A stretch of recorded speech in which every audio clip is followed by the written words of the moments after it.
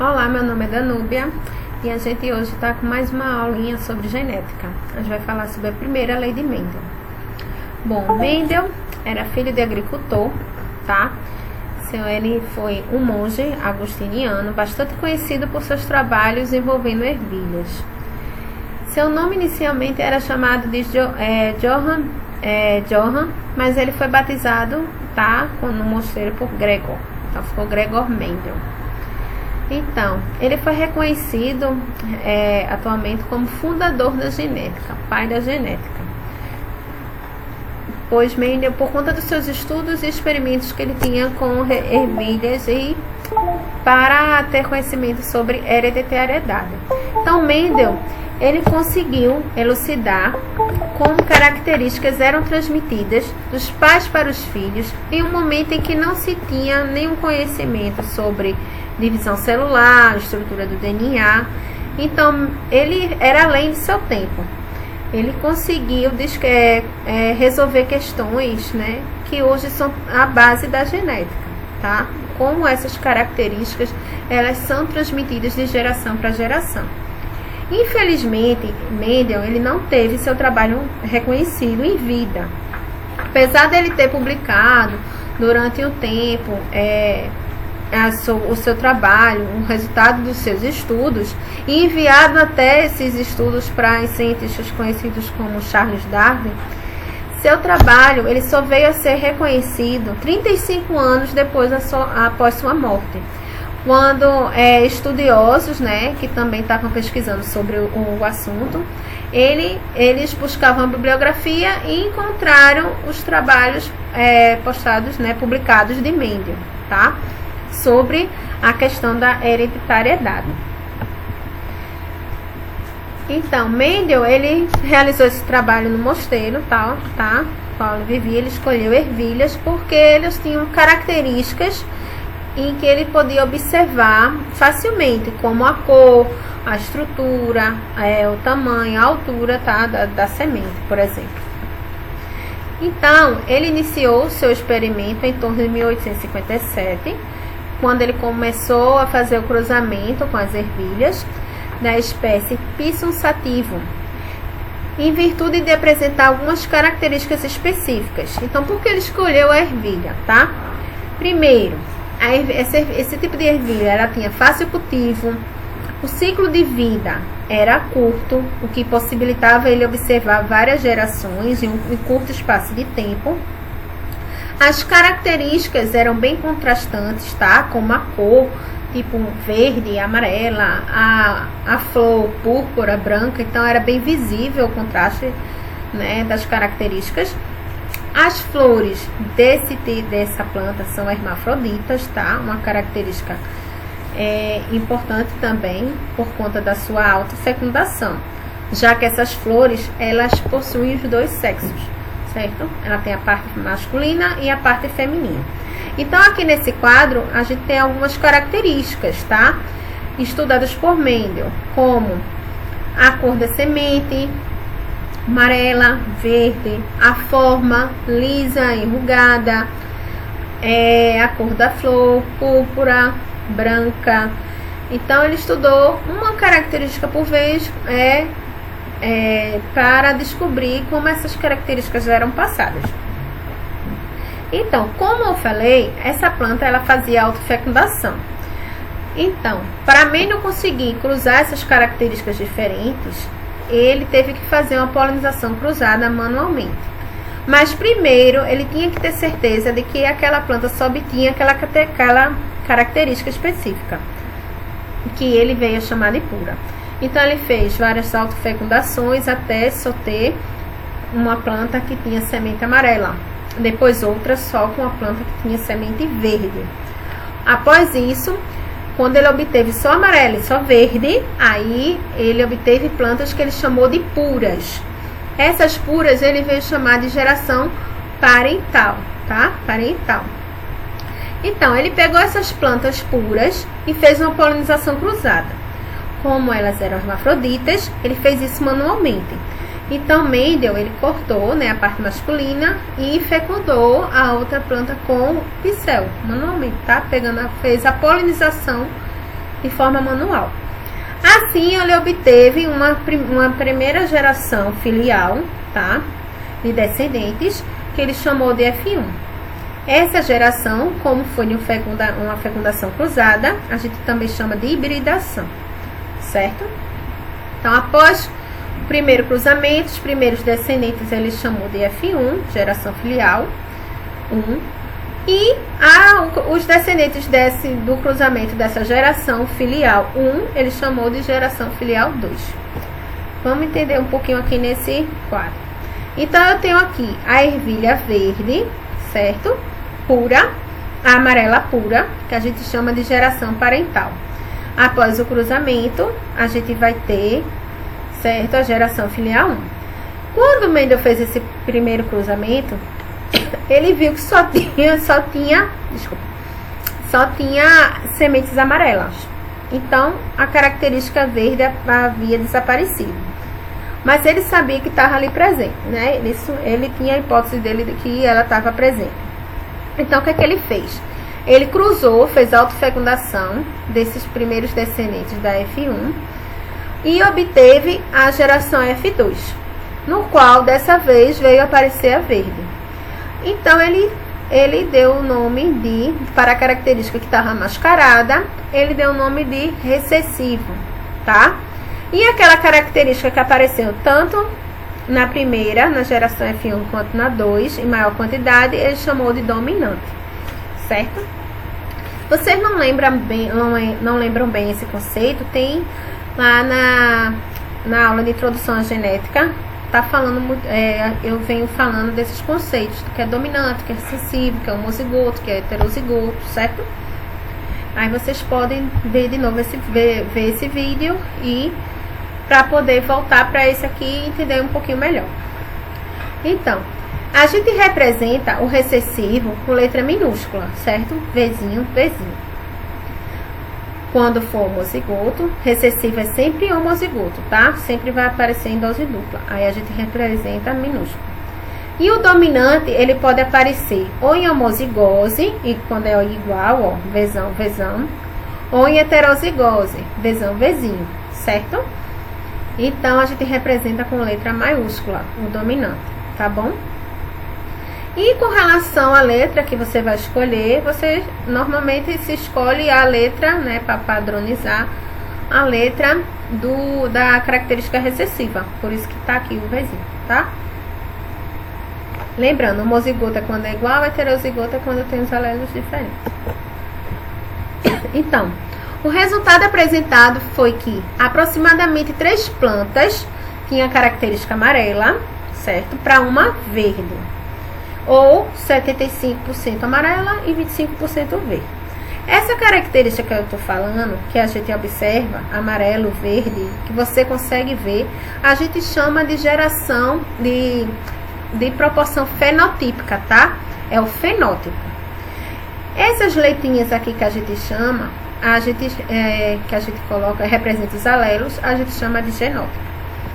Então, esse fenótipo, ele pode ser representado por porcentagem, 75 ou 25, ou por proporção. No caso aqui foram 3 para 1, certo? Então, como eu falei, proporção fenotípica é as características, se é amarela, se é verde, é o que você observa. E os genótipos são as letrinhas, tá? Os pares de alelo. Então, ó, quando a gente vai fazer aqui o cruzamento, certo? A gente obtém, ó, 1 azão, azão, certo? 2 azinho, azinho, 1 azinho, azinho.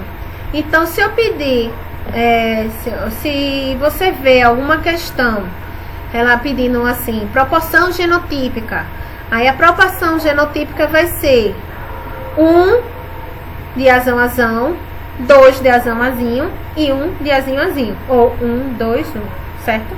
Se quiser colocar em porcentagem, vai ser 25% de azão, azão, 50% de azão, azinho e 25% azinho, azinho, certo? Então, proporção genotípica, é a quantidade de pares de alelo, certo? E a fenotípica é a característica. E com relação ao cruzamento, gente, tem dois tipos. Tem o quadro de Punnett, que eu vou mostrar a vocês no próximo slide.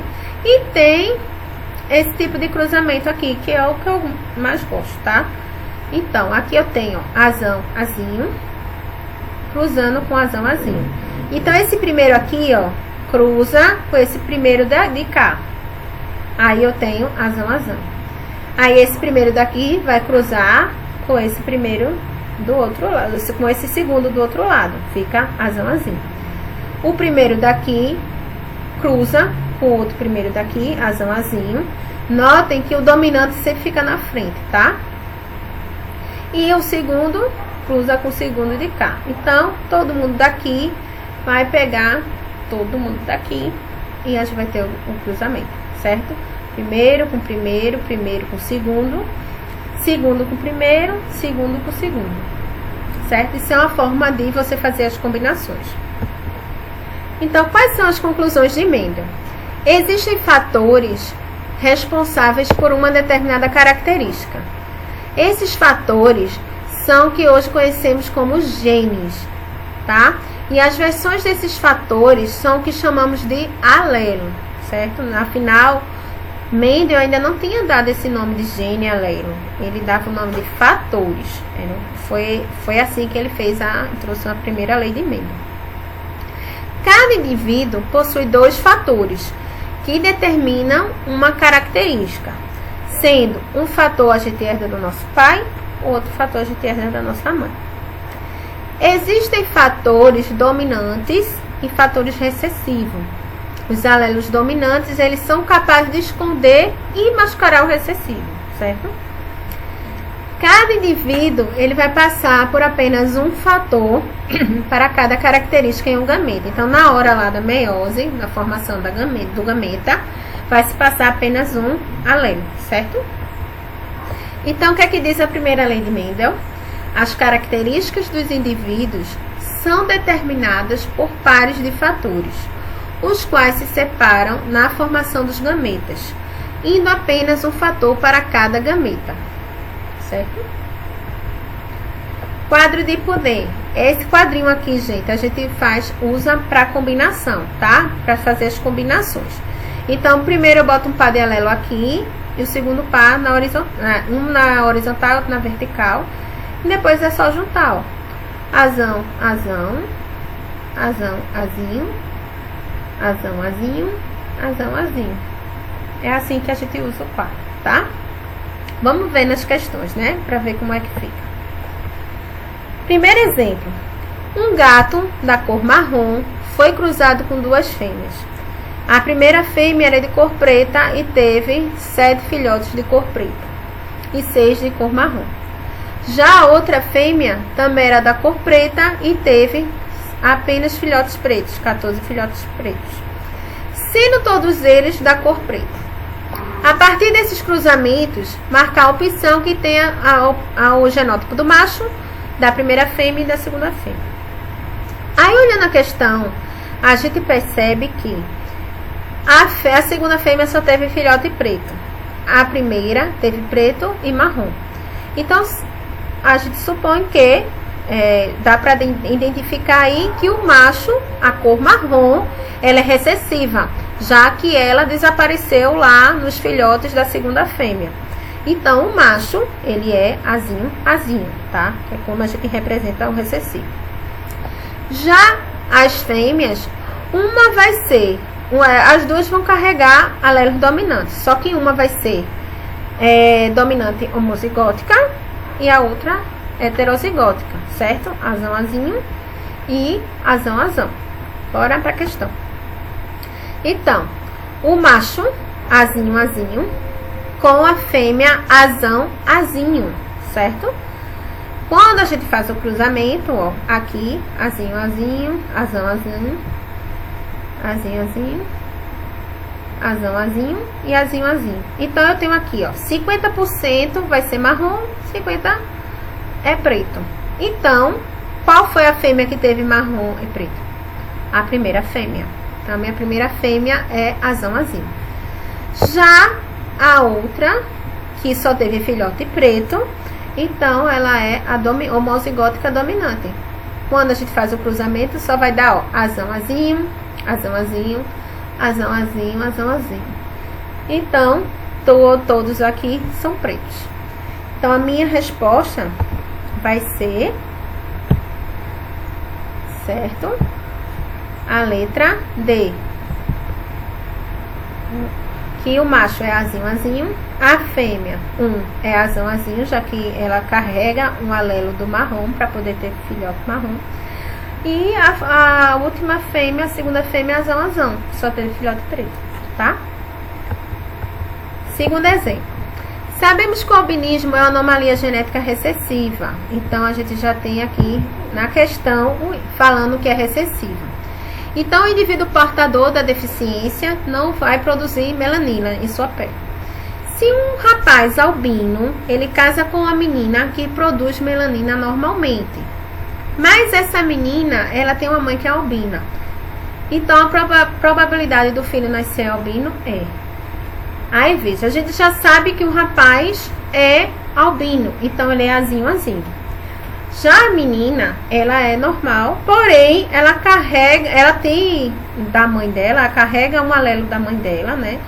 Azinho, um alelo recessivo do albinismo, pois a mãe dela é albina, né? Porque ela herda esse alelo. Então, a menina, a gente sabe que vai ser azão, azinho, certo? Então, o cruzamento vai ser esse, certo? Aqui, esse com esse, esse com esse, esse com esse, esse com esse, né? Aí vai ficar azão, azinho, azinho, azinho, azão, azinho e azinho, azinho. Do jeito que tá aqui. Tá? Azão, azinho, azinho, azinho, azão, azinho e azinho, azinho. Sempre juntando, certo? Então, o que é que a gente tem aí? 50% aqui, ó, vai apresentar o alelo, mas vai ser normal, tá? E 50% vai ser albino. Então, a minha resposta vai ser a letra C, ok?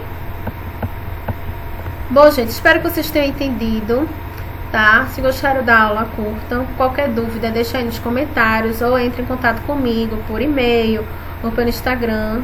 Se quiserem material, também podem falar comigo. Espero que vocês tenham gostado, tenham compreendido e até a próxima aula, tá? Um grande abraço. Até mais.